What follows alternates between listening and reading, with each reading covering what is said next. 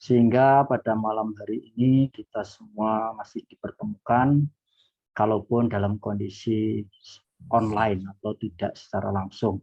Tapi kita tetap bersyukur kepada Allah SWT, dan kita tidak ada istilah bosan untuk bersyukur pada Allah SWT, karena dalam kondisi yang seperti ini kita masih diberikan kesehatan.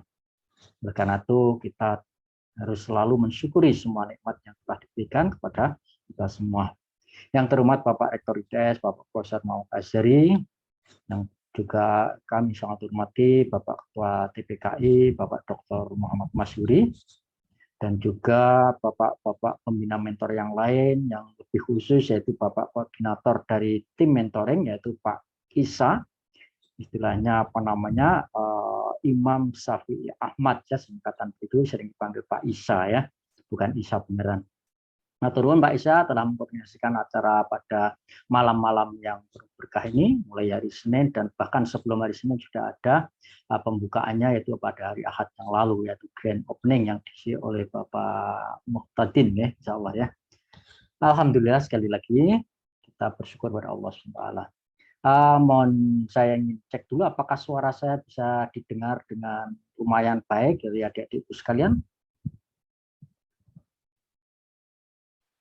Oke. Ya, Bisa, Pak. bisa, Pak. Alhamdulillah, mudah-mudahan gitu. Oleh karena itu, kadang-kadang saya sudah kadang terlanjur lama menyampaikan, ternyata lupa itu mikrofonnya masih mute atau volumenya masih terlalu kecil sehingga tidak bisa terdengar, sehingga harus mengulang kembali ya. Baik ya, pada malam hari ini sekali lagi kita bersyukur kepada Allah SWT ya. Dalam hal kajian atau diskusi pada malam hari ini, kita punya waktu maksimum sampai jam 21.00, dan materinya yang diberikan kepada saya itu terkait dengan akhlak seorang muslim sehari-hari ya, gitu. Nah, sebenarnya materinya sudah cukup banyak ya. Insya Allah kalian sudah pernah mendapatkan materi tahsin, materi bagaimana adab menuntut ilmu, dan materi-materi yang lain. Kalian sudah sempat membuka itunya, panduannya ya, apa istilahnya, teksnya atau buku panduan dalam bentuk elektronik booknya untuk mentoring, sudah punya semua ya? Ya, mudah-mudahan, karena ini semua materinya yang berasal dari sana. Kalaupun nanti ada beberapa hal yang istilahnya diperkaya atau ditambah begitu ya, bukan ditambah itu maksudnya yang di dalam teks itu kurang, bukan ya, dalam hal ini cuma untuk memperjelas saja ya, memperjelas, karena di dalam teks itu memang cakupannya dengan keterbatasan halaman tidak bisa maksimal, atau sebaliknya memang diberikan semacam stressing point atau penekanan-penekanan dari materi yang sudah ada di sana ya. Sudah cukup banyak materinya, insya Allah ada sekitar berapa ya, 6 bab kalau salah ya, terkait dengan bagaimana kita beretika menggunakan media komunikasi yang saat ini sedang marak, yaitu apa namanya, menggunakan internet dan sebagainya ya, kira-kira seperti itu. Karena itu termasuk teknologi atau hal yang baru, maka itu kita harus punya semacam etika dalam menggunakan, dan itu termasuk cakupan dari materi mentoring yang sudah dikelola oleh bapak-bapak dari tim pembina mentor serta para ibu atau ustadzah yang telah menyiapkan materi dengan baik ya. Sekali lagi pada malam hari ini kita akan diskusikan terkait dengan apa namanya, akhlak muslim sehari-hari. Saya punya slide, beberapa slide, tidak terlalu banyak ya. Mudah-mudahan dalam waktu sekitar ya kurang dari 1 jam bisa ditampilkan semua. Terus selanjutnya nanti kita akan apa namanya, diskusi dengan apa namanya, materi yang sudah ada itu ya. Itu. Karena itu saya sangat berharap nanti ada semacam feedback atau umpan balik dari adik-adikku sekalian ya. Nah, ini semua masih kuliahnya online ya, apa sudah ada yang offline begitu, pakai hybrid di kampus? Ini kalau saya lihat jumlahnya cukup banyak ya, ada 200 lebih ya, gitu. Dan mestinya dari berbagai macam departemen gitu ya. Kalau saya boleh lihat, ini salah satu aja yang saya lihat namanya di sini ada P itu apa? Putri ya? Ya. Iya, Pak. Ya, oke. Iya, Bapak. Ya, ini kalau saya lihat deretan yang ada di monitor saya semuanya P semua ya. Itu. Ada Mbak Lintang Zara, ada Mbak Salma, itu. Oke, coba saya ambil salah satu aja. Ada Mbak Miftahul ya. Mbak Miftahul dari departemen apa? Dari Departemen Fisika, Pak. Departemen Fisika, alhamdulillah ya. Oke, satu lagi ini ada Mbak Bella, Ika Bella dari departemen Ya, silakan. Departemen Apa? Baik. dari Departemen apa? Departemen Teknik Geomatika. Oh, geomatika. Oke, geomatika. Oke. Teknik geomatika. Ya. Terima kasih, saya nggak akan lihat satu demi satu karena jumlahnya sangat banyak, nggak mungkin ya. Nah, terima kasih dengan berbagai macam departemen yang berbeda, terus kalian tergabung di dalam satu wadah yaitu ITS. Mudah-mudahan ini termasuk salah satu ajang silaturahim bagi adik-adik sekalian ya, bersama dengan para dosen, para tendik dan semua saja yang tergabung di dalam media online. Mudah-mudahan sekali lagi mendapatkan berkah dari Allah SWT. Baik, saya mohon izin untuk share screen ya, mudah-mudahan sudah bisa diizinkan oleh host ya. Ini masih disable ya, saya mohon izin Mas Sabta tadi yang menghostkan untuk bisa diizinkan untuk saya share screen. Oke, sampun sakit Pak. Oke, terima kasih. Saya coba ini. Saya share screen, ada satu slide, bukan satu slide ya, satu file ya. Bismillah, saya share di sini. Memang ya agak banyak sih, tapi nanti tidak harus selesai semua itu ya, karena memang waktunya sangat terbatas. Mudah-mudahan sudah terlihat itu slide saya. Sudah, Pak. Ya, baik ya. Mudah-mudahan tidak salah, yaitu materi akhlak yang dititipkan pada saya. Ya, Bismillahirrahmanirrahim. Yaitu terkait dengan apa hari ini tanggal 24 November 2021. Ini kira-kira kalian semua ya boleh katakan masa-masa yang sangat-sangat energetik ya.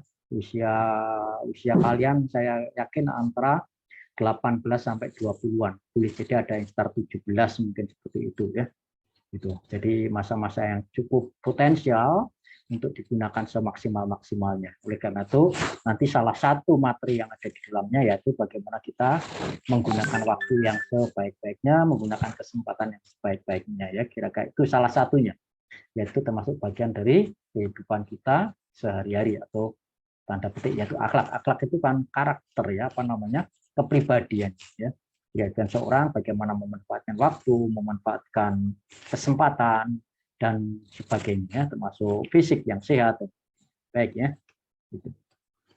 Nah, jadi kata kunci yang memang kita harus pegang yaitu kata-kata yaitu iman. Iman itu kenapa harus menjadi kunci ya? Karena iman yang benar itu merupakan salah satu syarat diterimanya amal seseorang ya. Itu. Kalau kita melakukan sesuatu perbuatan apapun ya, baik itu bersifat mahdhah maupun yang ghair mahdhah yang sudah termaktub di dalam kitabullah maupun as-sunnah ataupun yang belum tapi di suatu yang baik ya.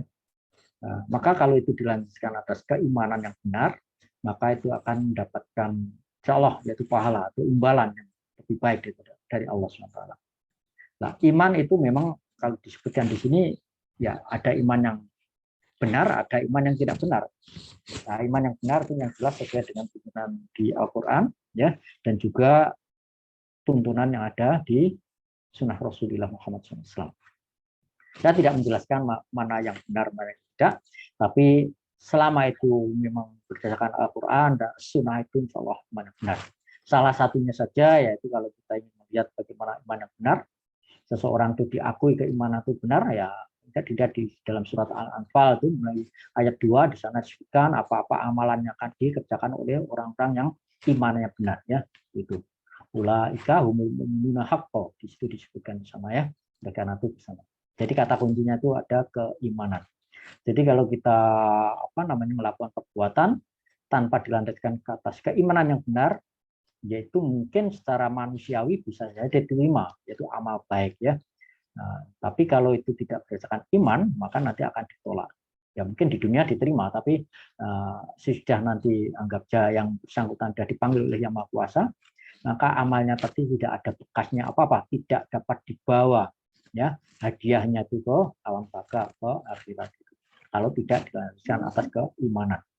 Oleh karena itu, kalau kita seperti hari ini, malam hari ini, ya, misalkan kalian datang itu pertama yang dicanangkan yaitu niat yang benar ya. Apa niatnya? Yang kita mengikuti acara pada malam hari ya, karena di sana hampir setiap kitab itu menyebutkan bahwa sunnah untuk menempatkan niat itu atau hadis terkait dengan niat itu ditempatkan yang pertama ya, Innamal a'malu binniyat. Jadi disitulah. Jadi nanti amal itu nanti akan sahnya sesuai dengan niatnya itu. Misalkan adik-adik kalian di sini datang dalam hal mentor di sini dengan niat ridho karena Allah SWT dalam rangka untuk mencari ilmu, ya, insya Allah nanti akan mendapatkan sesuatu yang memang itu yang akan dicatat. Tapi juga misalkan kita niatnya dalam rangka untuk mendapatkan nilai, maka itu pun akan mendapatkan juga nilainya itu. Misalkan dapat nilai A atau A, B atau yang lainnya. Tapi kalau nanti tidak ada niatan untuk mencari ilmu dalam hal untuk bekal kehidupan sesudah lulus, ya nanti sebatas itu, sebatas apa namanya, nilai tadi, sudah nilainya diperoleh dan lulus, boleh jadi tidak akan dilanjutkan amalan-amal yang baik. Ya, oleh karena itu niat itu mari kita tanamkan secara benar di dalam hati kita masing-masing bahwa kita akan mengerjakan sesuatu itu hanya karena Allah SWT. Sebuah ilustrasi ringan saja, ini satu slide saja bisa beberapa menit ya. Ilustrasi ringan saja bahwa Allah SWT itu menciptakan surga dan neraka, ya gitu. Terus kalau seseorang itu atau Allah, kita semua manusia ditanya, kalian melakukan sholat untuk apa? Ya? Kalian melakukan puasa untuk apa? Mencari ilmu untuk apa? Oh, saya berpuasa ini agar nanti bisa masuk surga. Ya, saya melakukan sholat agar nanti bisa dimasukkan dengan pahala sholat itu ke surga. Nah, pertanyaan sebaliknya, seandainya Allah Subhanahu wa Ta'ala tidak menciptakan surga, apakah kalian tidak sholat? Apakah kalian tidak mengerjakan puasa dan semuanya pekerjaan yang mungkin dapat mengantarkan pahalanya itu ke surga? Itu sebuah pertanyaan retorik saja. Demikian juga kalau kalian meninggalkan perbuatan-perbuatan yang mengandung unsur dosa, misalkan saja apakah itu menipu atau korupsi atau berkata tidak benar, ya, kenapa kalian menghindari itu? Karena saya takut untuk dimasukkan ke neraka. Misalkan apa namanya, anggap saja bukan muhrimnya ya, berduaan, itu secara amalan jelas dicatat sebuah dosa ya bagi yang sudah balik. Nah, tapi kenapa kalian semua menghindari itu? Karena saya takut untuk dimasukkan ke neraka. Nah, sekarang seandainya ya, Allah itu menghilangkan neraka, itu tidak membuat neraka. Apakah kalian juga tetap menghindari perbuatan-perbuatan yang tidak baik? Mestinya tidak demikian ya, mestinya. Kalaupun Allah tidak menciptakan neraka, tidak menciptakan surga, tetap kita akan melakukan hal-hal yang baik dan menghindari hal yang tidak baik yang sudah digariskan oleh Allah SWT dan dicontohkan oleh Rasulullah Muhammad SAW. Jadi kembali bahwa kita melakukan perbuatan itu karena memang itu diperintahkan oleh Allah SWT, karena itu memang dilarang oleh Allah dan kita dalam rangka kepatuhan dan ketundukan kepada Allah SWT. Nah, kira-kira itu ya. Itulah nanti menunjukkan bahwa iman yang benar itu salah satunya di sana ya, dan itu merupakan salah satu ciri ya, salah satu bukan satu-satunya, yaitu orang yang bertakwa, yaitu meyakini bahwa Allah itu kalau tidak kelihatan tapi yakin adanya dan yakin ada perintah-perintah yang diberikan oleh Allah Subhanahu wa Ta'ala. Baik. Keimanan merupakan kata kunci kita pegang dalam hal setiap perbuatan kita sehari-hari. Baik itu ibadah mahdoh maupun ghairul mahdoh. Misalkan kita makan yang baik, berpakaian yang baik, itu termasuk ibadah yang ghairul mahdoh ya. Tidak ada tata cara yang khusus. Misalkan kalian harus berpakaian putih atau pakaian merah, pakaian hitam, enggak ada ya. Yang penting bahwa kalian itu harus menutup aurat. Itu yang sudah diajarkan. Apakah sholat nanti harus pakaiannya polos? Tidak harus, tidak ada anjuran polos. Ya, kalaupun memang ada warna-warna tertentu yang memang disukai oleh Rasul kita Muhammad. Baik ya, itu. Maka disitulah kita perlunya mencari sebuah tauladan. Contoh yang terbaik dalam kita beramal sehari-hari itu siapa? Ya, di sana idol kita yaitu tidak ada lain yaitu hanya Rasulullah Muhammad SAW. Maka di sana di salah satu hadis yang sangat sahih yang diriwayatkan oleh Bukhari, a'udzubillahi minasyaitonir rajim, innama bu'istu liutammima makarimal akhlaq. Maka di sana disebutkan sesungguhnya aku yaitu Muhammad SAW diutus untuk menyempurnakan akhlak yang mulia. Disitulah bahwa kita harus mencontoh ya akhlak-akhlak yang dikerjakan atau yang sehari-hari dikerjakan oleh Rasulullah Muhammad SAW. Bagaimana kita tahunya? Yang jelas kita harus mengikuti apa-apa yang sudah diajarkan oleh para ulama. Karena para ulama itu pewaris para nabi. Nah, kalau kita tidak mengikuti para ulama, siapa yang harus diikuti? Ya, kita akan bisa kesasar kalau nanti kita mengikuti orang yang tidak berpengetahuan. Ulama itu orang yang berpengetahuan atau orang yang berilmu, ya. Dan lebih khusus lagi yaitu ilmu-ilmu yang agama yang menuntun dunia dan akhirat. Sebenarnya para dosen, para guru itu juga ulama juga, ya. Tidak ada salahnya mengikuti sana. Dan semua guru insya Allah tidak ada menuntun kejahatan, tidak ada. Ya. Cuman kadang-kadang memang ada guru yang memang guru mengajarkan hal yang khusus duniawi saja. Misalkan guru yang memang betul-betul sebagai profesinya ya. Jadi menjadi seorang guru dalam rangka untuk mencari penghasilan. Ya tidak ada salahnya memang untuk menghidupi keluarga harus dapat penghasilan. Tapi alangkah baiknya kalau seorang guru yang notabene seorang ulama juga mengajarkan ilmu yang dimilikinya itu dalam rangka untuk memperoleh ridho Allah SWT. Karena sebagus-bagusnya yaitu kita belajar Al-Quran dalam ini dan mengajarkan. Jadi kalau seorang guru sudah belajar Al-Quran, maka juga harus mengajarkan. Nah, itu. Jadi kalaupun mengajar itu matematika, mengajar fisika, mengajar biologi, mengajar sejarah dan sebagainya, dalam rangka untuk mendekatkan diri kepada Allah SWT, maka itulah sebenarnya peran guru yang utama ya untuk mendekatkan diri kepada Allah SWT. Maka disitulah ya bahwa mencontoh kepada para guru, para ulama itu hal yang wajib ya itu. Nah, disebutkan juga di dalam salah satu surat di dalam Al-Qur'an disebutkan di sana, a'udzubillahi minasyaitonirrajim, wa ma arsalnaka illa rahmatan lil alamin. Dan Allah telah berfirman di sana, dan tiadalah kami ya Allah mengutus engkau Muhammad kecuali sebagai rahmat bagi semesta alam. Jadi bukan untuk manusia saja, tapi untuk seluruh alam. Baik itu yang ekosistem hidup, binatang, manusia, tumbuhan, dan juga ekosistem yang apa namanya, anggapnya benda mati, ya. Seperti batu, ya, tanah, air, ya. Nah, kalaupun itu mati, ya kadang orang atau orang-orang filosofi itu menyebutkan itu sebagai sumber penghidupan, karena airlah sebenarnya sumber kehidupan dan dikatakan bahwa air itu juga hidup, ya. Oleh karena itu baik itu benda mati maupun benda hidup itu semuanya isi alam, itulah yang mendapatkan rahmat dari Allah melalui Rasulullah Muhammad SAW. Jadi kehadiran Rasulullah Muhammad SAW di dunia ini dalam rangka sebagai rahmatal lil alamin. Oleh karena itu, yang jelas salah satu tauladan tidak ada salahnya, yaitu apa yang dicontohkan oleh Rasulullah Muhammad SAW. Sehingga apapun yang kita kerjakan sehari-hari, semaksimal-maksimalnya akan mengacu pada referensi yang sangat mutlak yang diberikan oleh Allah SWT, yaitu melalui Rasulnya Muhammad SAW. Baik, ya. Dan juga di sana, di surat Al-Ahzab ayat 21, juga sangat jelas. A'udzubillahi minasyaitonirrajim. Bismillahirrahmanirrahim.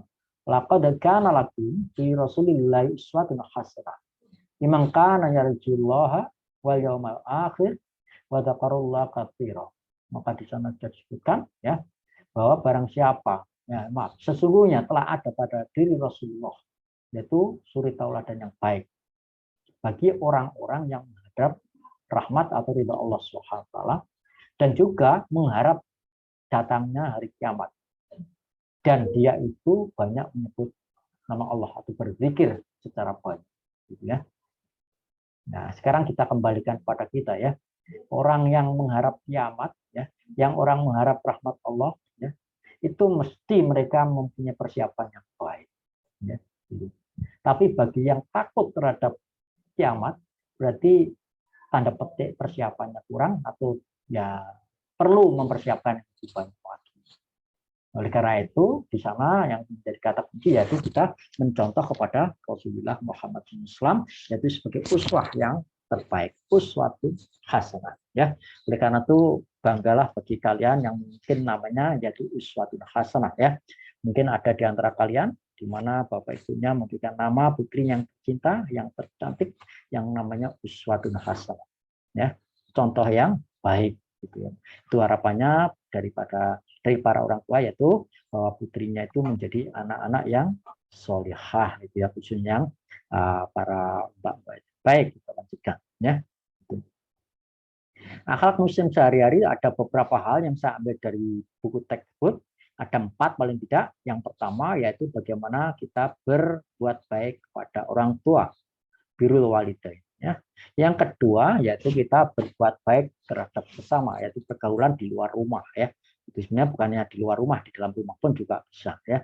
Itu terhadap orang-orang yang lebih tua, bukan pada orang tua kita, tapi juga mungkin ada kakek nenek kita, pada adik-adik kita, atau kepada saudara kita yang berada dalam satu rumah. Kita juga boleh, termasuk yang di luar rumah. Ya. Terus juga termasuk bagaimana kita menjaga hidup sehat dan kenapa kita harus perlu hidup sehat. Ya. Dan yang terakhir yaitu manajemen diri. Ya.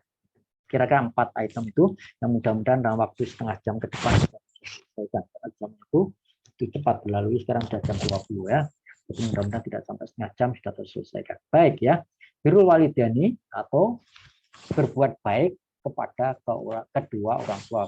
Bir itu baik, al walidain yaitu kedua orang tua ya. Nah, ini disebutkan di sana ada bagian kanan yang memblok untuk ini saya kecilkan dulu biar untuk ya. Cukup panjang ayatnya, nggak usah saya bacakan ya karena mau nanti coba baca sendiri di dalam surat Nisa ya ayat 36. Yang artinya aja saya sebutkan di sana ya. A'udzubillahi minasyaitonirrajim. Bismillahirrahmanirrahim. Sembahlah Allah dan janganlah kamu mempersekutukannya dengan sesuatu pun. Dan berbuat baiklah pada kedua orang ibu bapak. Ya. Terus dilanjutkan karib kerabat, anak-anak yatim, orang-orang miskin, tetangga yang dekat dan tetangga yang jauh, dan juga teman sejawat. Ibnu Sabil dan juga hamba sahaya. Sesungguhnya Allah tidak menyukai orang-orang yang sombong dan membangga-banggakan diri. Ya. Cukup panjang ayatnya. Ya. Silakan dibaca. Ini biasanya saya share kepada panitia materi ini, dan mungkin dari panitia akan di-share kepada kalian semua. Ya. Jadi disitulah ada tuntunan yang sangat eksplisit, sangat jelas kita disuruh berbuat baik, dan itu diajarkan oleh Allah Subhanahu wa taala. Ya, di dalam Al-Qur'an, dan itu disampaikan oleh Rasulullah Muhammad SAW. Oleh karena itu kita harus bersyukur pada Allah bahwa ada Rasul Muhammad yang menyampaikan pesan-pesan dari Allah ini ya melalui beliau ya melalui Rasulullah Muhammad, yaitu berbuat baik kepada sekian banyak ini ya yang dimulai dari kedua orang tua atau ibu bapak dan seterusnya. Ya sekali lagi sudah sangat jelas di situ ya. Oke, nanti kalau ada pertanyaan silakan dicatat dulu ya. Saya tidak akan berlama-lama di sini. Sekali lagi, mari kita coba kaji Al-Quran itu karena di dalamnya banyak pesan, banyak pelajaran ya yang kita perlu tauladani dan perlu kita amalkan semaksimal kita mampu. Ya, baik. Ya sekali lagi di situ pada orang tua berbuat baik ya itu. Wabil walidain kepada orang tua ihsan ya. Ihsan itu yang terbaik ya. Kalau hasanah itu baik aja umum. Ihsan itu yang terbaik ya itu. Ya, juga diteruskan di sana yaitu pembelajaran baik ya, yaitu di dalam surat Luqman ayat 14 disebutkan ya, dan kami perintahkan pada manusia ya, tidak hanya orang muslim saja ya, seluruh manusia. Karena memang Al-Qur'an itu sebagai petunjuk untuk manusia, bukan untuk penduduk muslim ya. Hudal linnas di dalam awal Al-Baqarah itu ya disebutkan di dalam surat Al-Baqarah ayat 2 hudal linnas ya di sana. Jadi bagi petunjuk bagi manusia. Yaitu bahwa keperintahan pada manusia untuk berbuat baik kepada kedua orang tuanya, yaitu ibu bapaknya. Ya, kenapa itu? Maka Allah memberikan alasan yang logis, yang reasonable. Ibunya telah mengandungnya. Ya, tolong dicamkan betul ya. Ibu-ibu kalian itu telah mengandung kalian selama 9 bulan 10 hari. Ya. Mungkin bagi mbak-mbak, insya Allah suatu saat akan merasakan itu. Ya, itu. Yang lemah dan bertambah-tambah lemahnya sampai usia kelahirannya, ya, dan menyapihnya dalam 2 tahun, ya. Jadi ini merupakan salah satu ajaran bahwa pada umumnya ibu itu akan menyusunya sebaik-baiknya bisa sampai 2 tahun. Bersyukurlah kepadaku, yaitu pada Allah SWT, dan kepada 2 orang ibu dan bapakmu. Hanya padakulah, yaitu pada Allah, kalian akan kembali. Ya, kira-kira seperti itu ya. Sudah sangat jelas ya. Sekali lagi, kita harus berbuat baik, bersyukur kepada kedua orang tua kita yang telah mengandung kita, khususnya ibu kita, yang telah membesarkan kita sampai usia yang belasan tahun saat ini. Ya, tolong itu dicamkan betul, kira-kira berapa berat perjuangan ibu khususnya, ya itu, dan juga jerih payah bapak untuk mencari nafkah dalam rangka untuk menghidupi keluarga, yang menjaga eksistensi keluarga itu dalam kondisi sehat, kuat, dan baik ya. Sekali lagi pada kedua orang tua ya. Di dalam salah satu hadisnya disampaikan di sana, siapa yang membuat kedua ibu bapaknya senang dan ridho, maka ia telah membuat Allah senang dan ridho padanya. Dan barang siapa membuat marah orang tuanya, maka berarti ia telah membuat murka Allah. Ya, itu di salah satu hadis kan sana, ridallahu biridul walidain. Keridhaan Allah itu bergantung kepada keridhaan dari kedua orang tua. Oleh karena itu, mari ya adik-adik semua, termasuk saya, kalaupun orang tua sudah tidak ada ya, ataupun kalau kalian nanti sudah menginjak usia-usia berkeluarga, tetap berbuat baik kepada orang tua, sedemikian sehingga orang tua itu ridho kepada kita. Kita usahakan jangan sampai membuat kedua orang tua itu tidak rela kepada kita, apalagi marah ya. Kalau kita memang ada sesuatu yang kurang menyenangkan, sedapat-dapatnya kita harus menahan diri, jangan sampai terdengar ucapan-ucapan yang tidak baik ya kepada kedua orang tua, termasuk tingkah laku kita. Kalaupun kita tidak bersuara, tapi kalau kita beraction yang tidak baik, itu juga menjadikan orang tua juga tidak akan senang juga ya. Jangan sampai kedua mata orang tua kita itu, termasuk telinga dan sebagainya, itu mendapatkan input dari kita hal-hal yang kurang menyenangkan atau kurang menjadikan kedua orang tua itu ridho ya. Baik, saya selalu melihat jam, jangan sampai nanti berlama-lama ya, nanti berlebih nanti ya enggak ya. Baik ya, itu dilanjutkan di sana, biru aba aku tapi hukum abna hukum ya.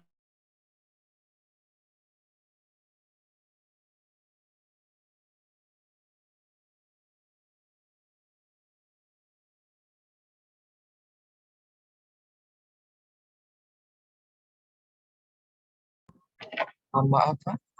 Masih di mute.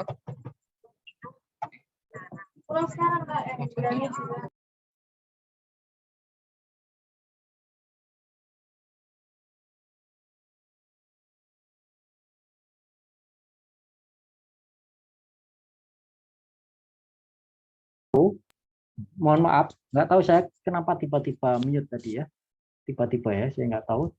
Tahu-tahu bahwa ada tanda apa namanya garis di mikrofon saya. Mohon izin saya share kembali ya. Maaf.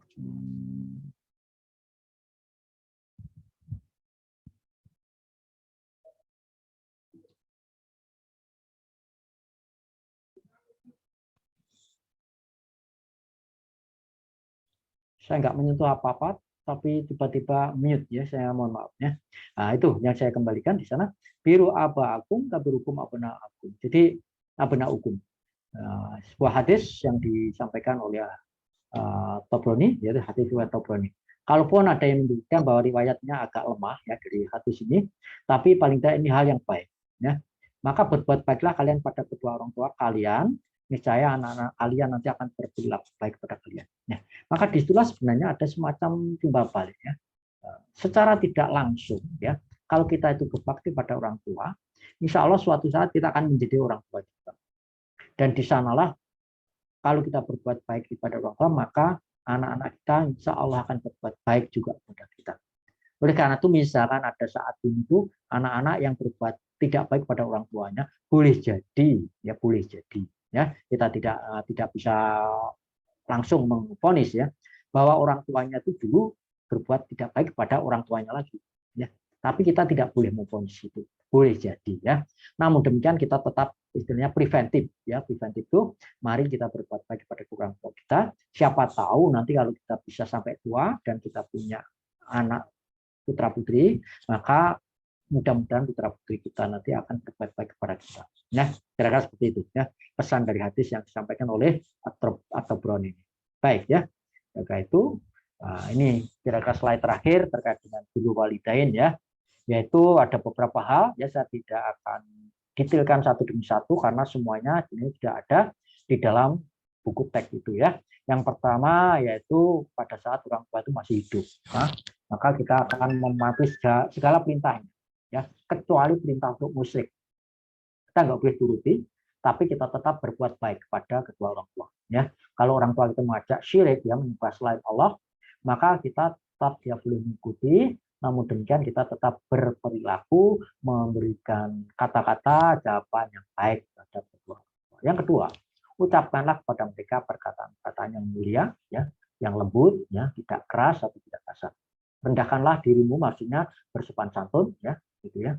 Yang memandang dengan gembira, jadi jangan sampai kita menunjukkan hal yang ekspresi tidak menggembirakan di depan pada kedua orang tua. Menyambut kedatangan mereka dengan baik, misalkan kita sudah berkeluarga, terus orang tua kita atau mertua kita datang, maka kita sambut dengan baik. Ya. Jangan sampai ya, kadang sering terjadi ya, orang tua datang itu kadang-kadang kita merasa terrepotkan, ya jangan sampai ya. Kalaupun memang dalam hati itu masih ada hal itu, tolong itu ditutup, ya jangan sampai terekspresikan, ya gitu. Baik ya, itu beberapa akhlak yang perlu kita jaga pada saat kedua orang tua kita masih sugeng, masih hidup ya. Nah, yang kedua, pada saat kedua orang tua sudah meninggal, antara lain yaitu kita yaitu mengurus jenazahnya dan seterusnya. Ya, kalau sudah selesai dalam pemakamannya, kita mendoakan agar Allah mengampuni segala dosa dan kesalahannya serta menerima semua amal baiknya dari kedua orang tua kita ya.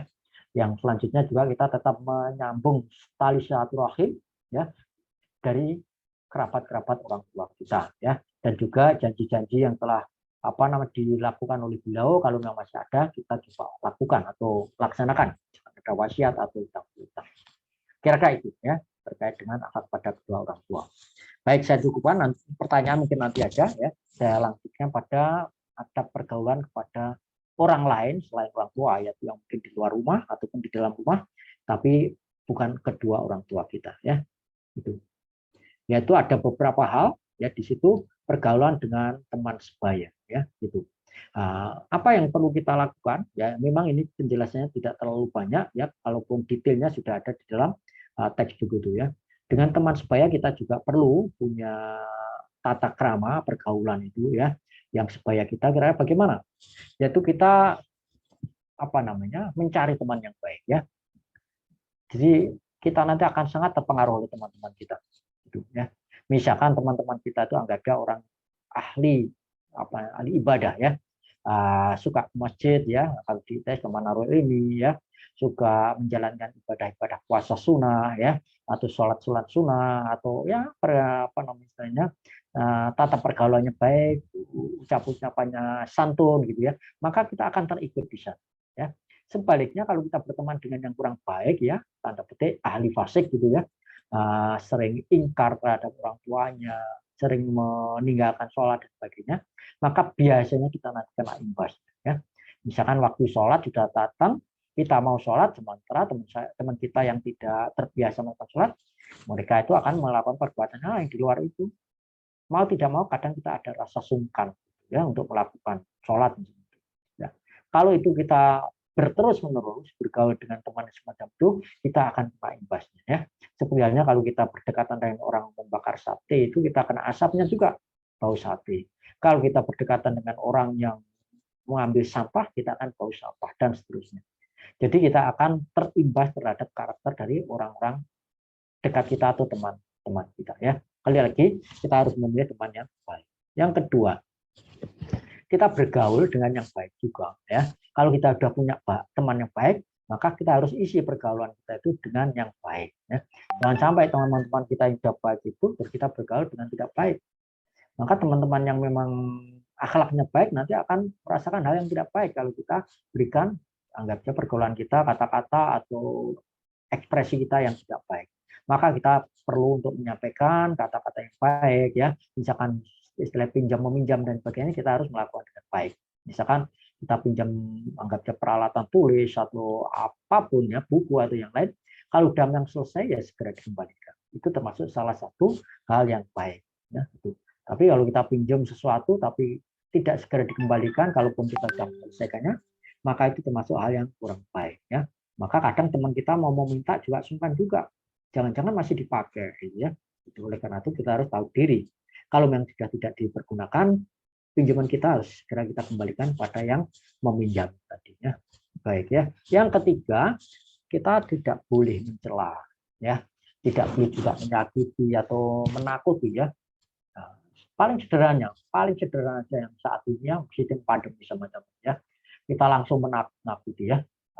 Misalkan ini sedang marak-maraknya ini, jangan berdekat-dekat terlalu nanti kamu segera kena terjangkit ya.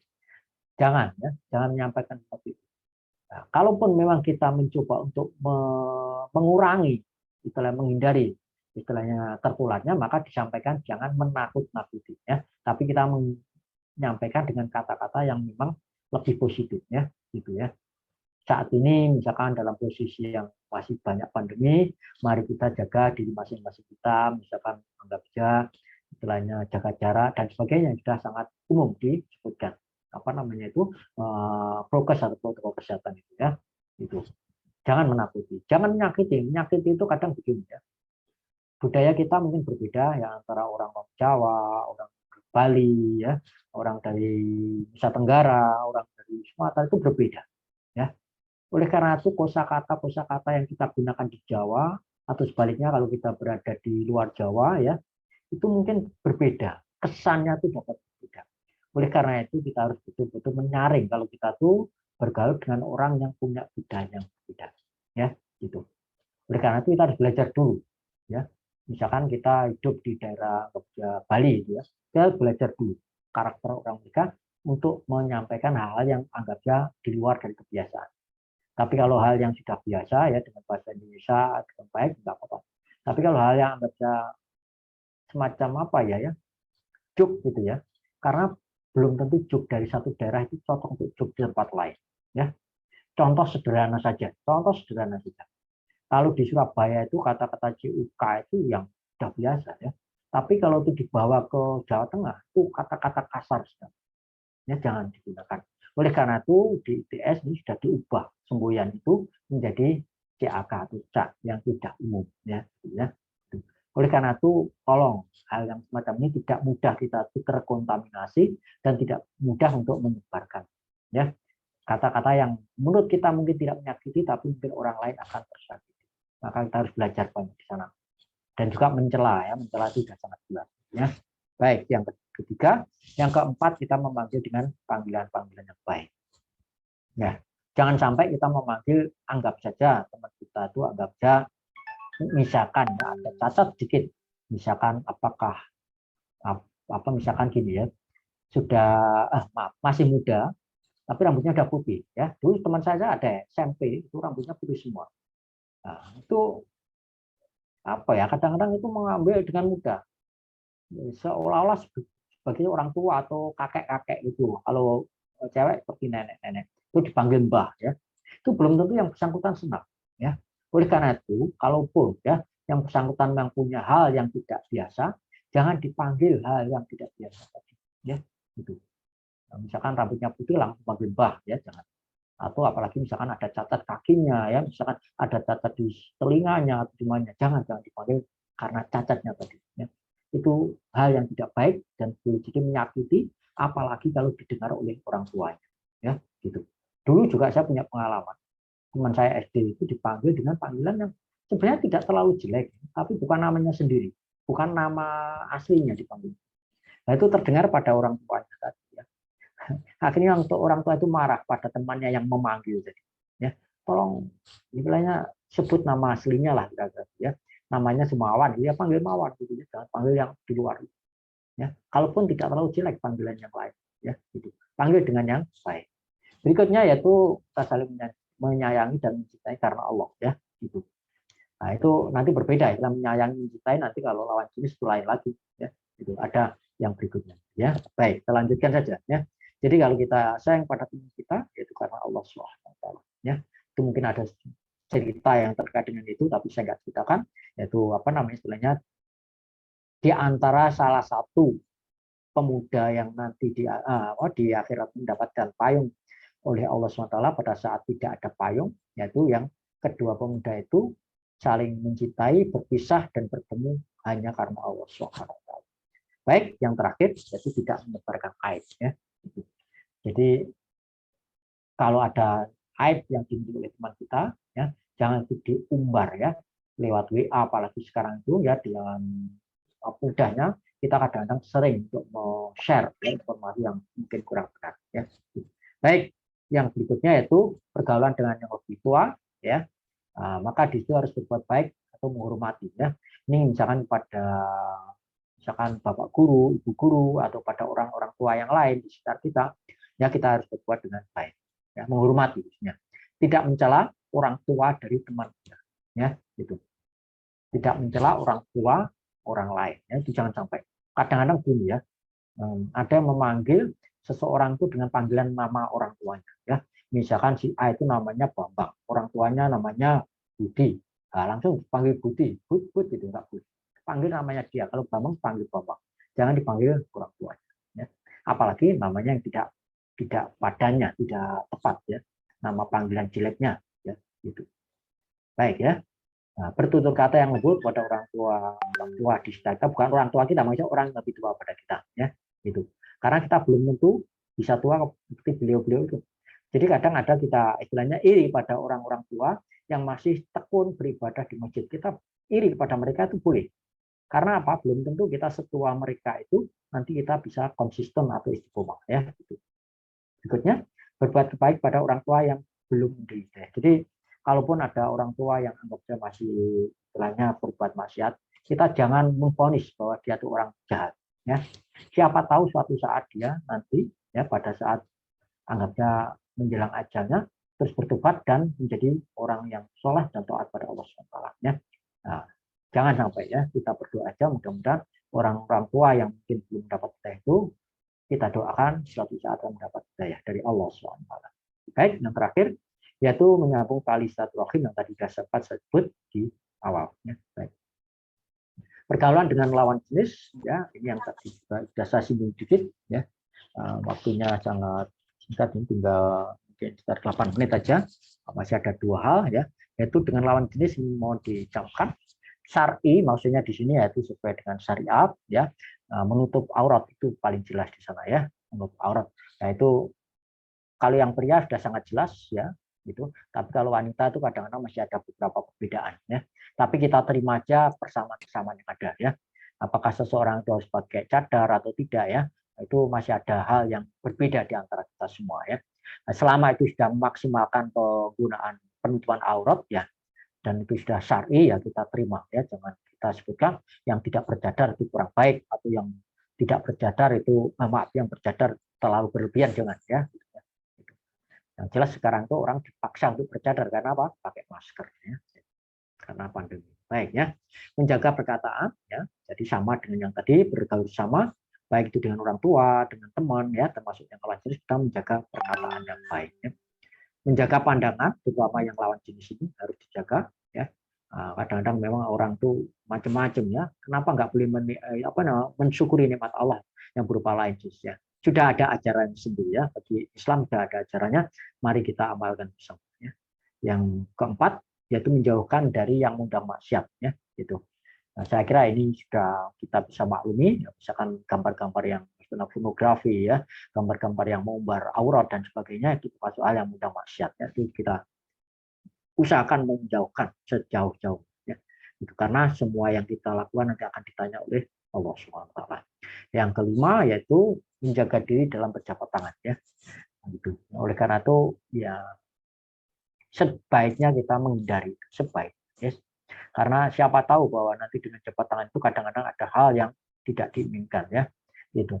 Yang penting kita sudah bergaul dengan baik, maka kalau lawan jenis terutama yang bukan mahramnya itu harus menghindari hal yang istilahnya mendekati perbuatan yang kurang baik ya. Gitu. Yang terakhir, yang berikutnya yaitu terkait dengan konsep hidup sehat ya. Itu memang sekali lagi saya mohon maaf waktunya sangat-sangat singkat. Nanti saya berikan kesempatan untuk diskusi ya. Yang terakhir yaitu konsep hidup sehat. Tadi sebenarnya masih ada lagi yang terakhir yaitu manajemen diri ya. Mudah-mudahan waktu yang sekitar 7 menit ini kita bisa tuntaskan ya. Yaitu ada kira-kira 4 hal yang kita bisa jadikan acuan untuk pola hidup sehat. Ini bukan satu-satunya metode ya, masih banyak cara yang lain. Para dokter saya kira lebih tahu itu ya. Saya jelas bukan dokter. Ini cuma saya ambil dari beberapa pengetahuan yang saya dapatkan selama ini ya. Yang pertama yaitu kita menjaga kebersihan lahir dan batin ya. Jadi bukan hanya fisik tapi juga hati kita jaga kebersihan ya. Yang kedua makanan yang kita jaga yaitu kehalalannya dan kebaikannya ya. Yang ketiga yaitu kita harus berdoa kepada Allah SWT. Mudah-mudahan apa yang kita konsumsi, apa yang kita kerjakan itu menjadikan kita sehat ya. Dan yang keempat yaitu kita istiqomah dari 3 pekerjaan tadi ya. Kalau udah menjaga kebersihan lahir batin, halal dan thayyib dan sebagainya, kita istiqomahkan gitu ya. Oleh karena itu kita coba lihat masing-masing secara sekilas bagaimana kebersihan itu. Ini salah satunya ya. Sebutkan di sana yaitu anadofatu minal iman, yaitu kebersihan itu merupakan bagian dari iman. Sekali lagi kalaupun riwayatnya ini ada yang menyebutkan agak lemah ya, tapi bahwa kita menjaga kebersihan itu hal yang baik ya gitu. Baik kebersihan batin maupun kebersihan fisik ya gitu. Nah, kebersihan fisik itu apa saja? Itu badan. Nah, namanya mandi ya itu masuk kebersihan fisik ya. Kalau wudhu, nah, itu bisa menjaga keduanya. Fisik kita juga terbersihkan, batin kita juga terbersihkan karena dengan wudhu itu kita niatkan karena Allah untuk mendekatkan diri kepada Allah SWT. Secara fisik kita mengusap muka ya, tapi secara batin kita mematuhi ajaran yang disampaikan oleh Allah SWT melalui Al-Qur'annya di dalam surat Al-Maidah itu dan juga tuntunan dari Rasulullah Muhammad. Pakaian juga demikian, kita jaga kebersihannya, maka dengan pakaian yang bersih itu insya Allah kita akan terjaga kesehatan kita dan seterusnya. Lingkungan juga demikian ya. Kebersihan batin ini sudah sering disebutkan yaitu mensana in corpore sano, tapi sekarang agak berbalik ya. Nah, di sana di dalam terjemahannya itu di dalam tubuh yang sehat terdapat jiwa yang sehat.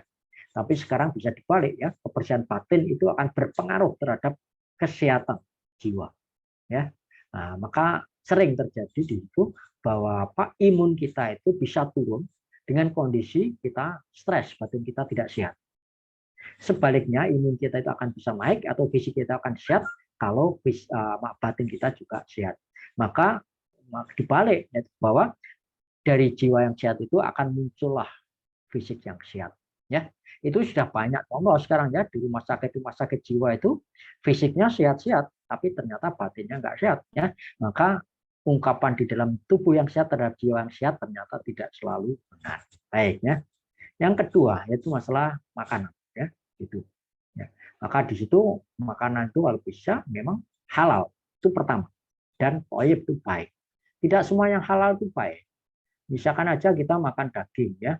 Daging ternyata menurut risetnya para dokter, para ahli makanan bahwa kalau kita over memakan daging atau memakan menu-menu tertentu, misalkan menu yang terlalu pedas itu akan menjadikan fisik kita nggak sehat.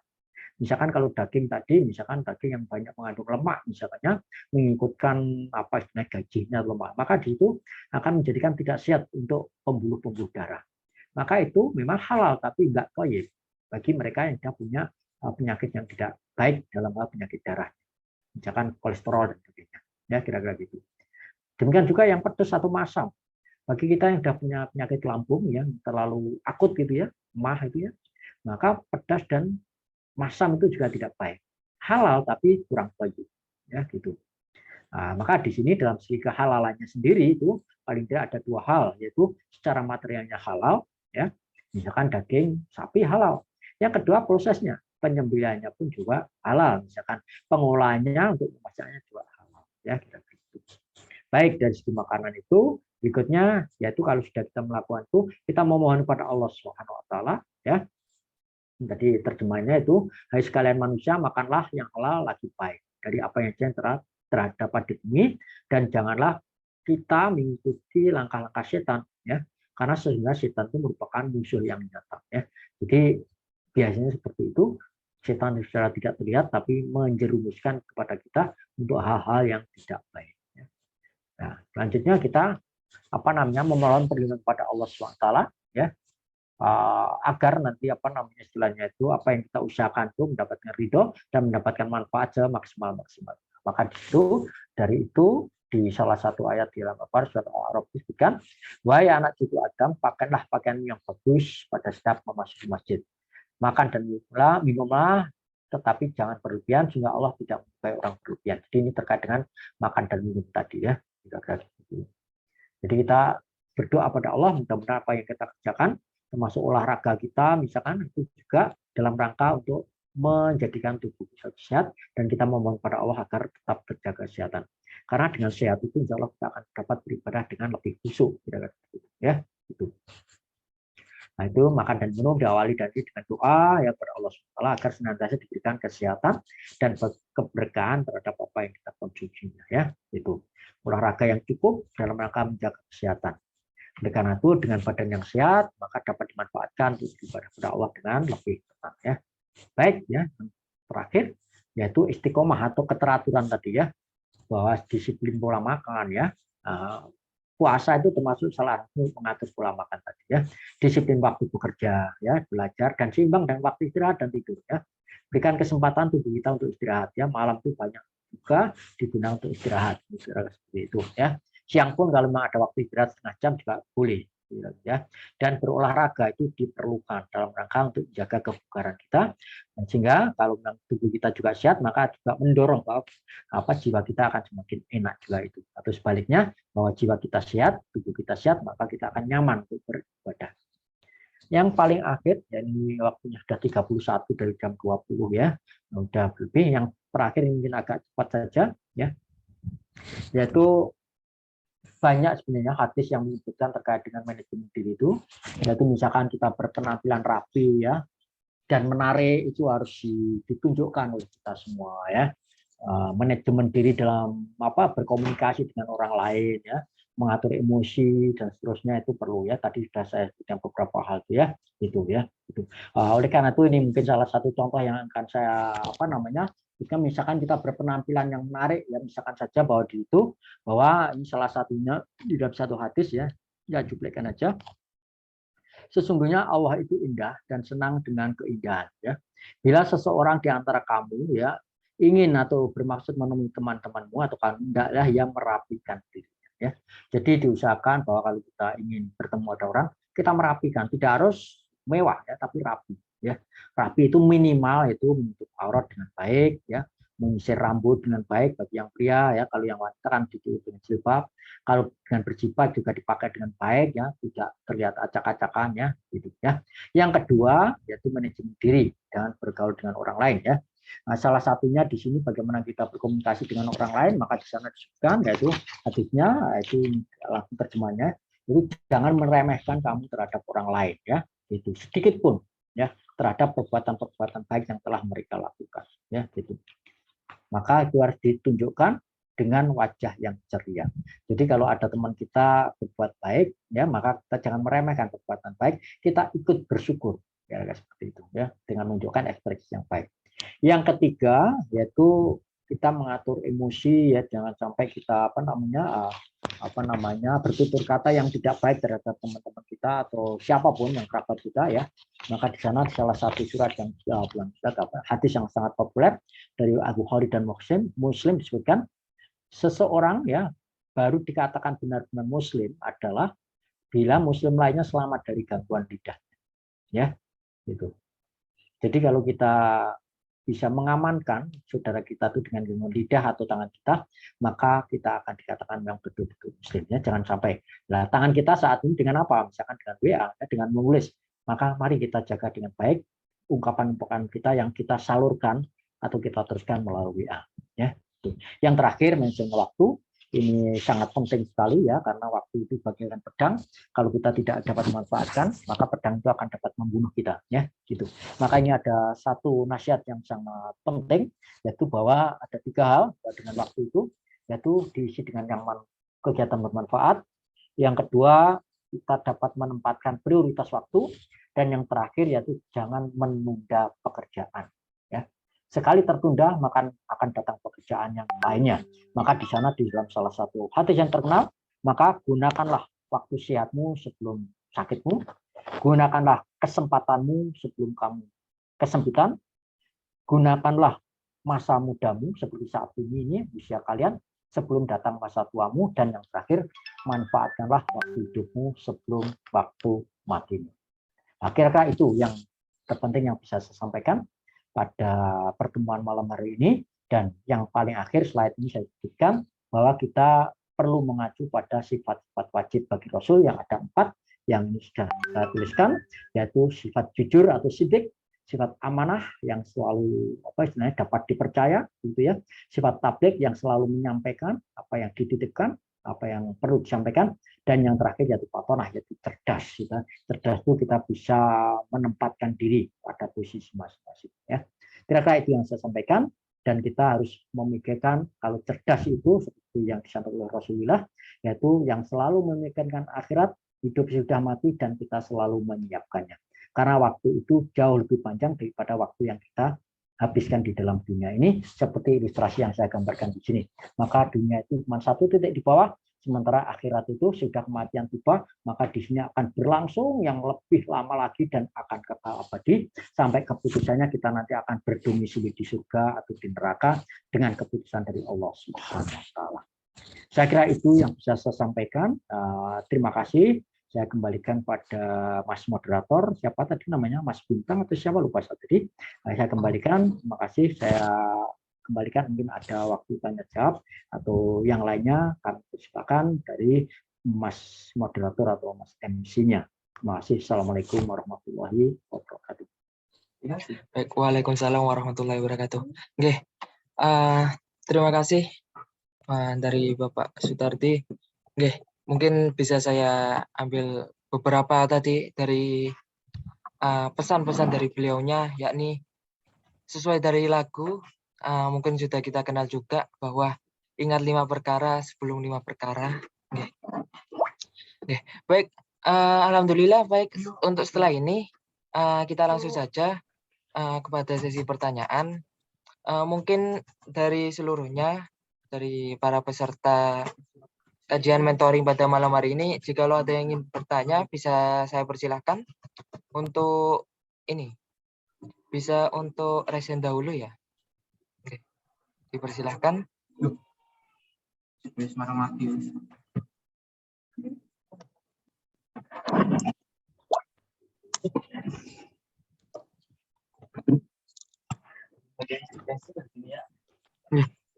Baik, untuk pertanyaan pertama di sini ada Nikmah Gali. Oke, monggo, kami persilakan. Baiklah, terima kasih atas kesempatannya, Mas. Assalamualaikum warahmatullahi wabarakatuh. Perkenalkan nama saya Nikmah Gali Diana dengan RP 500921117 dari Departemen Fisika. Pak, saya izin bertanya, dalam konsep hidup sehat tadi itu terdapat poin yang dimana makan dan minuman itu halal dan thayyib. Bagaimana semisalnya kita itu sebagai contoh kita makan sesuatu yang instan dan cepat saji, yang dimana kita tidak tahu itu pemotongannya itu menggunakan bismillah, itu dalam keadaan halal atau bagaimana, Pak?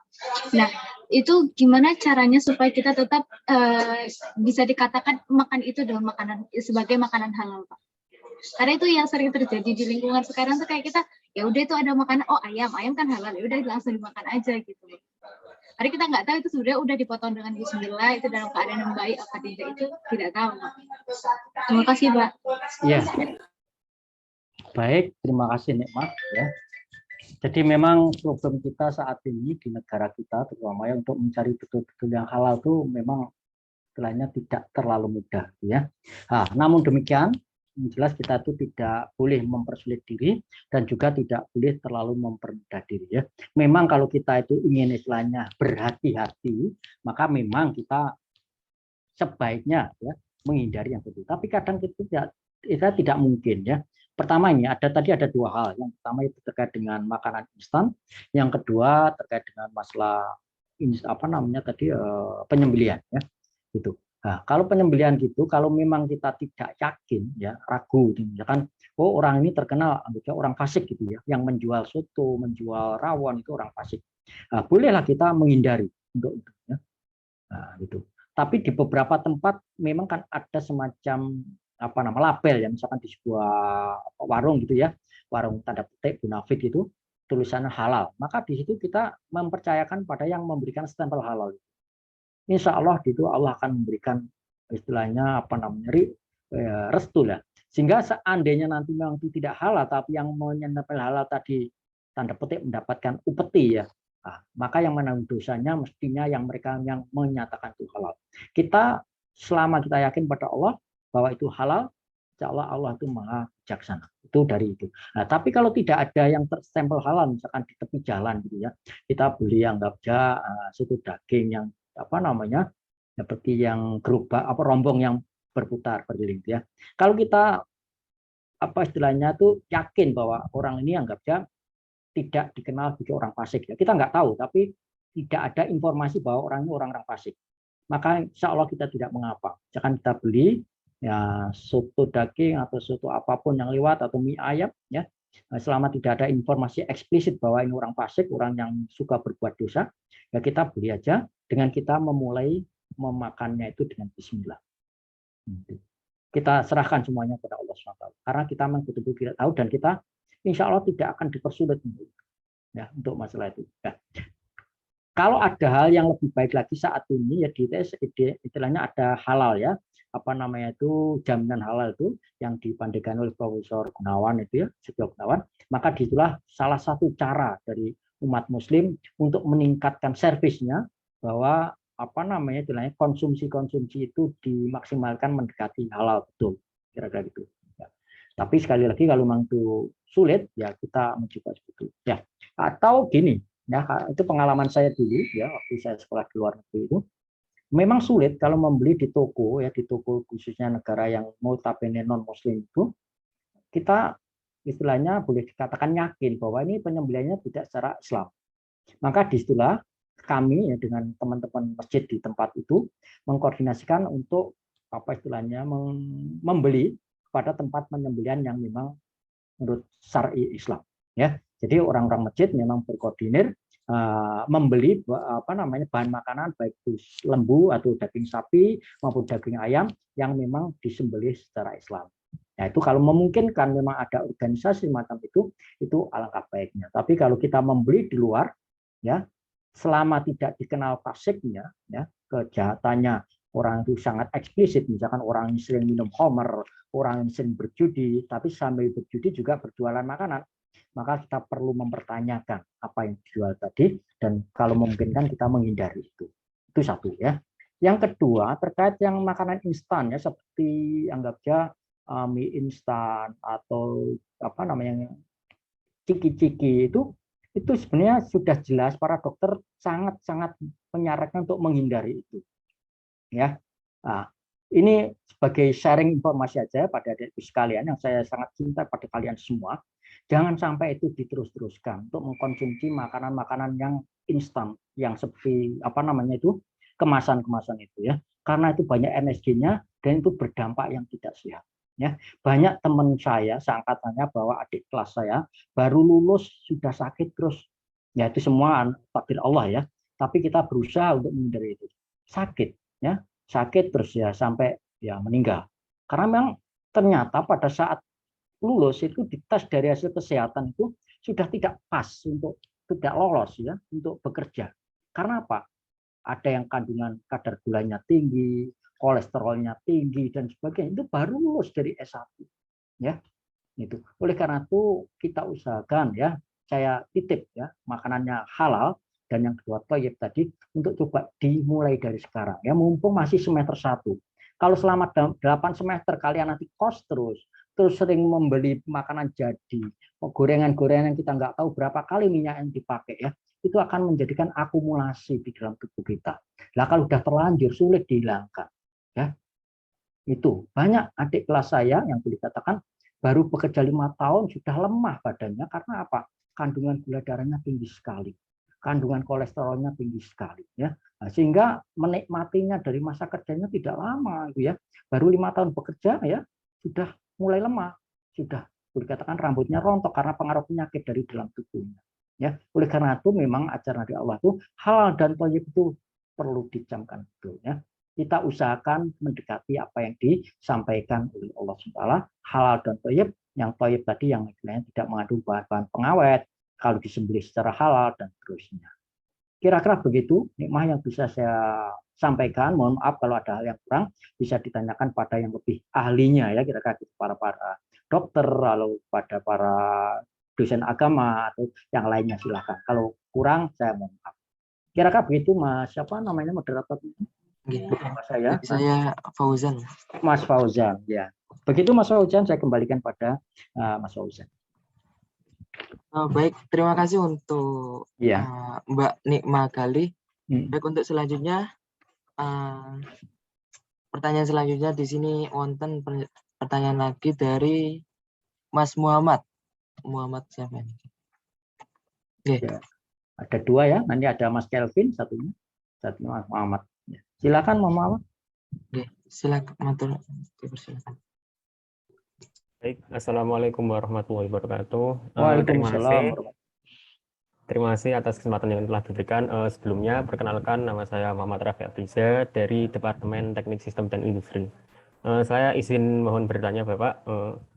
Jadi gini, akhlak dan adab kan mirip-mirip ya, Pak.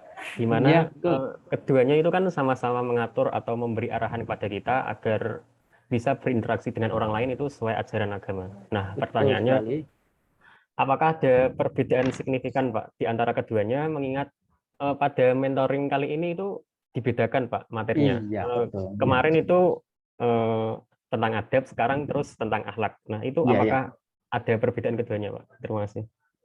Iya, baik ya. Jadi akhlak itu apa ya? Kalau dikatakan yaitu perilaku ya. Akhlak yang mulia itu perilaku yang baik. Adab itu tata cara, ya. Adab.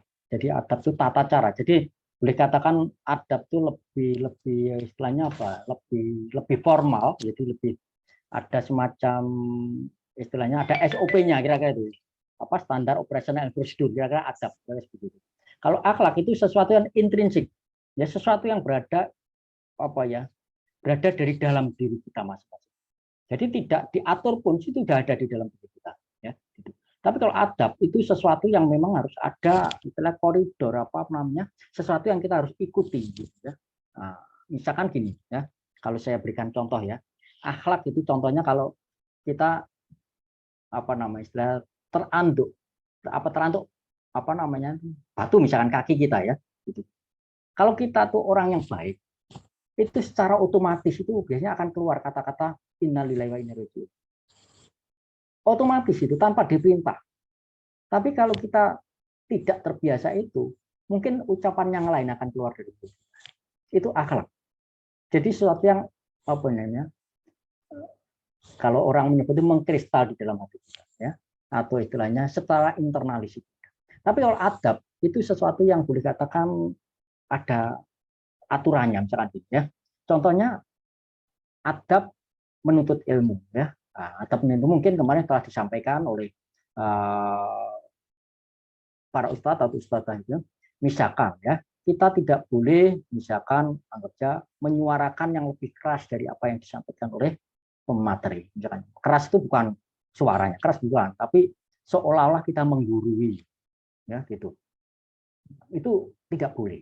Kalaupun kita lebih tahu ya, kita jangan mengungkapkan kelebihtahuan kita itu di depan forum. Itu termasuk adab. Ya, itu. Nah, karena apa ya? Namanya guru ya, namanya manusia juga ya. Kalau istilahnya seolah-olah direndahkan di depan forum, itu juga akan menjadikan kesan yang tidak baik, ya, gitu. Ada yang pernah saya ikut dalam kajian itu sampai bantah membantah itu ya. Dalam bantah membantah itu saya merendahkan seolah-olah gitu dari pesertanya tadi yang ikut bukan mentor ya waktu kajian. Nah, kalau memang ada hal yang salah itu sesudah forum selesai maka itu bisa menemui pada penyampai tadi di luar forum itu termasuk adab. Itu hal lain. Nah, contoh yang lain begini. Kita mencari ilmu ya atau beradab. Kita tata adab dulu kita. Ya. Ternyata itu mungkin kalian sudah sangat sering mendengarkannya. Nah, kita harus menata adab kita dulu ya. kita punya kesiapan untuk mencari ilmu. Dalam rangka apa? Yang seperti tadi. Sehingga kita siap menerima masukan dari orang lain tadi. Tapi kalau kita siapnya mencari ilmu dulu, baru menata adab kita, ya itu kadang-kadang bisa salah tempat. Ya. Oleh karena itu sebaiknya ya kita memang menata adab kita, ya istilahnya apa namanya, dalam rangka untuk mengerjakan sesuatu tadi, misalkan untuk menuntut ilmu. Jadi menempatkan adab itu lebih dulu daripada menuntut ilmu. Tapi bedanya dengan akhlak itu tadi ya, kalau akhlak itu sesuatu yang internalis, itu otomatis yang akan itu, dan itu akan di apa namanya istilahnya ditempa, istilahnya ditumbuhkan secara tidak tiba-tiba, gitu ya. Kalau adab itu memang bisa dipelajari ya, itu, dan seolah-olah ada semacam SUP-nya. Jadi kurang lebih semacam itu. Memang ada overlapping yang sangat banyak, ya, overlappingnya sangat banyak. Kalau itu istilah adab dan satunya akhlak. Mohon maaf kalau ada kurangnya, kira-kira begitu Mas Rafli. Ya. Jadi dua-duanya memang diharapkan positif semua, berakhlak mulia dan beradab yang baik juga, mulia juga ya. Gitu. Kira-kira begitu Mas Rafli ya. Tadi ada di belakang yang namanya Mas Kelvin mungkin ya, atau yang lainnya, silakan Mas Fauzan untuk mengaturnya. Ya, terima kasih. Mungkin ada tanggapan terkait dari Mas Muhammad Rafli. Baik, Pak, sudah cukup menjawab. Terima kasih. Baik, untuk selanjutnya mungkin ini dari pertanyaan terakhir nih, atau ada pertanyaan lain, saya persilahkan. Baik, untuk selanjutnya dari pertanyaan dari Mas Kelvin Ardian, oke, dipersilahkan. Assalamualaikum warahmatullahi wabarakatuh. Waalaikumsalam warahmatullahi. Sebelumnya perkenalkan Pak, Mas, nama saya Kelvin Ardian Saputra dari Departemen Teknik Sistem dan Industri. Tadi kan sudah jelaskan sama Bapaknya tentang manajemen waktu ya Pak ya. Iya. Bagaimana Pak caranya kita sebagai mahasiswa itu memanajemen waktu diri kita sendiri saat kita dalam keadaan tertekan atau stres Pak. Biasanya kan kalau kita dalam keadaan stres itu kita mikirnya amburadul ya Pak ya. Gimana ya Pak cara kita biar tetap memanajemen waktu yang baik itu? Terima kasih. Ya, baik ya. Terima kasih ya Mas Kelvin. Jadi begini ya, stres itu kadang-kadang memang sesuatu yang tidak kita harapkan dan jelas tidak kita harapkan, dan biasanya datangnya tiba-tiba. Contohnya begini ya, tiba-tiba HP kita rusak, ya, kita nggak bisa komunikasi, ya, itu salah satu saja itu menimbulkan stres. Selain itu yaitu masalah waktu misalkan. Nah, contoh yang jadi misalkan yang ringan yang sering terjadi untuk generasi sekarang itu yaitu HP. HP kita tiba-tiba mati sehingga kita tidak bisa chatting dengan teman kita, ya, gitu. Nah, untuk mengurangi stres masalah ini, coba kita kembalikan sebelum ada HP, misalkan, ya. Itu mungkin kalian lahir sudah langsung ada HP ya, misalnya gitu ya. Kalau saya dulu tidak ada. Nah, coba kira-kira gitu ya. Kita kembalikan dulu, seandainya tidak ada HP, adanya cuma telepon saja atau apa namanya email saja, kira-kira gitu ya. Nah, kira-kira seperti itu ya. Tetap kita bersyukur selama masih kita bisa berkomunikasi, ya, kita kembalikan kepada Allah SWT. Bahwa waktu yang kita miliki, kita masih sehat, itu kita syukuri ya. Hal yang kecil itu anggapnya musibah ya. Kita tetap itu datangnya dari Allah ya. Yang baik itu datang dari Allah, alhamdulillah. Kalau yang jelek datangnya juga dari Allah. Ya, kita tetap tidak boleh prasangka jelek Allah agar kita tidak stres. Itu satu contoh. Nah, kalau masalah waktu ya tadi misalkan tugasnya dari mata kuliah agama belum selesai, terus diberikan tugas lagi mata kuliah PKN, ada lagi tugas fisika dasar belum selesai, itu kadang membuat stres juga. Loh, bagaimana itu kok bisa datang begitu ya? Nah, salah satunya ya gini, bagi contoh saja, kalau sekarang tuh hari Rabu dan misalkan siang tadi diberikan tugas, misalkan apa tadi Mas Kevin ada tugas nggak siang tadi? Ada mata kuliah nggak siang tadi?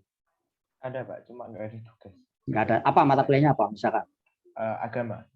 Agama ya, misalkan ada tugas, tolong dibuatkan sebuah ringkasan terkait dengan misalkan bagaimana anggap saja hidup sudah mati itu disiapkan atau persiapan hidup sudah mati. Membuat entah karangan setengah halaman atau 1 halaman. Jangan ditunda ya, jangan ditunda. Jangan sampai tugasnya dikumpulkan hari Rabu depan. Kalau memungkinkan sampai di rumah, kalau masih ada waktu ya kita kerjakan. Kalau tidak ya istirahat dulu. Setiap ada waktu kita kerjakan. Tanda petik tadi sempat saya singgung, jangan ditunda. Gitu ya.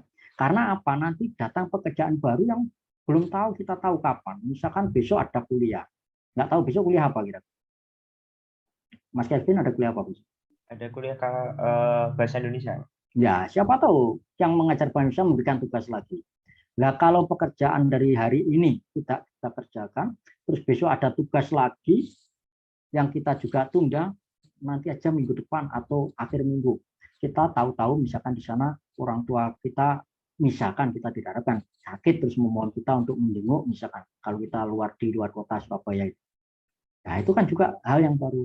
Nah, oleh karena itu salah satunya agar waktu kita itu tidak terbengkelai semacam itu, apa yang kita kerjakan, yang kita bisa kerjakan sekarang kita juga kerjakan. Kira-kira begitu. Dan jangan lupa ya bahwa kita punya teman ya. Jangan introvert ya, menutup diri. Jangan menutup diri. Karena teman kita itu siapa tahu ya sumber pemecahan masalah itu dari sebelah kita ya, teman-teman kita yang baik itu. Termasuk pada para dosen, kepada para tendik itu, mari kita komunikasikan dengan baik ya. Itu insya Allah akan sedikit mengurangi ketegangan kita. Kalau kita selalu menutup diri, kita interaksinya dengan komputer, dengan HP saja, itu kadang-kadang ya HP kan nggak punya perasaan, kita nggak bisa ngomong dengan HP ya. Kalau kita bisa curhat pada teman kita yang baik gitu ya, nah itu bisa merilis ketegangan yang ada di dalam hati kita ya. Tapi salah satunya, bukan satu-satunya, tolong kalau ada pekerjaan kecil itu segera diselesaikan, jangan ditunda sehingga nanti kalau ada pekerjaan kecil yang lain, pekerjaan kita tidak menjadi besar ya, tetap kecil dan diselesaikan. Mungkin itu salah satu saja tipnya Mas Kevin. Mungkin ada tip yang lain dari teman-teman yang lain bisa menambahkan, silakan. Atau Mas siapa tadi moderator Fauzan bisa menambahkan, silakan. Atau Mbak Aigar di sana ada yang senyum terus fotonya itu ya, silakan. Begitu ya Mas Kevin. Ya, Pak, waktunya terima kasih sedikit banyak, sekali ya, saya nggak bisa banyak. Monggo Mas Fauzan. Baik, terima kasih kepada Mas Calvin Ardian dari pertanyaannya. Baik, untuk seluruhnya dari peserta mentoring maupun dari para mentor yang hadir di Zoom pada malam hari ini, mungkin atau apabila ada pertanyaan lagi, saya persilahkan atau bisa saya cukupkan. Baik, sepertinya saya cukupkan karena juga sudah keterbatasan waktu karena sudah hampir pukul 9. Baik, saya terima kasih untuk seluruhnya. Untuk acara selanjutnya, Niki mungkin ada satu kata apa? Mas Fauzan sedikit aja, mungkin 1 menit atau setengah menit aja saya titip aja pada adik-adik sekalian ya. Ini ya pikir itu termasuk salah satu media untuk mengurangi stres ya. Pikir pada Allah SWT, maka berpikirlah padaku, maka ingatan padaku, maka kalian ya. Ala dzikrillah tatma'innul qulub ya. Jadi dengan berzikir pada Allah itu akan menenteramkan hati-hati kalian semua ya. Salah satu zikir yang dicontohkan Rasulullah SAW yaitu zikir al-makturat ya. Silakan pakai yang al-makturat yang subro yang kira-kira sekitar 15 menit selesai, atau yang kubro yang mungkin antara 20 sampai 30 menit. Kalau tidak bisa full juga tidak apa-apa. Paling tidak kalau kita membaca beberapa bagian al-makturat itu salah satu bukti kita cinta pada Rasul dan kita iktibal pada Rasul Muhammad ya. Jadi al-makturat pada buka lah. Mumpung kalian masih punya daya ingat yang masih bagus ya. Jangan seperti saya, usia di atas 50 itu daya ingatnya sudah mulai melemah ya. Sekali baca cepat lupa. Kalau kalian mungkin baik, itu aja yang saya tambahkan ya. Matur suwun Pak. Untuk selanjutnya mungkin agar barokah juga dari kita awal dimulai dengan doa. Hendaknya kita akhiri dengan doa. Untuk pembacaan doa dipersilakan untuk dipimpin, Pak. Baik ya, jadi mungkin kita berdoa ya, karena waktunya sudah sangat malam ya. Mungkin tidak terlalu banyak, yang terpenting bahwa kita di akhir majelis kita nanti akan doa kafaratul majelis ya. Kita doa yang singkat saja, kita membaca dari Al-Quran. Bismillahirrahmanirrahim. Alhamdulillahirabbil alamin hamdan na'imin hamdan syakirin hamdan yafi ni'amin kafi mazidah. Ya Rabbana lakal hamdu kama yanbaghi li jalali karim wa adi sultanika. Rabbana zalamna anfusana wa illam taghfir lana wa tarhamna lanakunanna minal khasirin. Rabbana la tuzigh qulubana ba'da idh hadaitana wa hab lana min ladunka rahmah innaka antal wahhab. Rabbana atina fid dunya hasanah wa fil akhirati hasanah wa qina adzabannar. Wa qina adzabannar wa qina adzabannar wa adkhilna jannatal abrar ya aziz ya rabbal alamin. Subhana rabbika rabbil izzati amma yasifun wa salamun alal mursalin walhamdulillahi rabbil alamin. Subhanakallahumma wa bihamdika nasyhadu an la ilaha illa anta nastaghfiruka wa atubu ilaik. Assalamualaikum warahmatullahi wabarakatuh. Mohon maaf atas khilaf dan kekurangannya. Waalaikumsalam warahmatullahi wabarakatuh. Alhamdulillah, terima kasih telah selesainya acara kajian mentoring pada malam hari ini di materi ketiga ini. Oke, mohon maaf dari saya, dari kami panitia apabila ada salah dan kata maupun dari perbuatan atau yang lainnya. Oke, sebagai moderator, terima kasih. Saya tutup acara pada malam hari ini. Wassalamualaikum warahmatullahi wabarakatuh. Waalaikumsalam warahmatullahi wabarakatuh. Terima kasih sangat Pak. Terima kasih banyak Pak. Mudah-mudahan Terima tetap kasih, sehat Pak. walafiat. Banyak Pak. Amin, amin, amin, ya rabbal alamin. Alhamdulillah, mohon izin untuk itu. Assalamualaikum warahmatullahi wabarakatuh. Waalaikumsalam Waalaikumsalam warahmatullahi wabarakatuh. Banyak Pak. Ya, sama-sama. Baik Pak.